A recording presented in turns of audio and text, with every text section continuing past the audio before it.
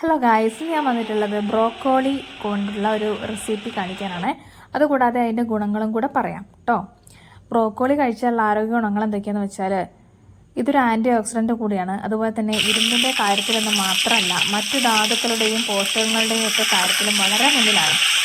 കാരണം നാരുകൾ, protein, vitamin E, vitamin B6, copper, potassium ഒക്കെ ഈ ബ്രോക്കോളിയിലുണ്ട്. പിന്നെ അതുകൂടാതെ ശരീരത്തിന് ആവശ്യമുള്ള നിരവധി ഘടകങ്ങൾ അടയ്ക്കുന്ന പച്ചക്കറി എന്ന് മാത്രമല്ല, ഇതിൽ 100 ഗ്രാം ബ്രോക്കോളിയിൽ 47 ഗ്രാം കാൽസ്യം അടങ്ങിയിട്ടുണ്ട്. എല്ലുകളുടെയും പല്ലുകളുടെയും ബലത്തിനൊക്കെ വളരെ നല്ലതാണ് ബ്രോക്കോളി.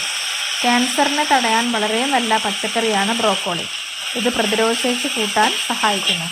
അതുപോലെ തന്നെ ശരീരത്തിലെ ചീത്ത കൊളസ്ട്രോൾ അകറ്റി നല്ല കൊളസ്ട്രോൾ നിലനിർത്താൻ ബ്രോക്കോളി സഹായിക്കുന്നു. ബ്രോക്കോളിയിൽ omega-3 ഫാറ്റി ആസിഡുകൾ ധാരാളം അടങ്ങിയിട്ടുണ്ട്.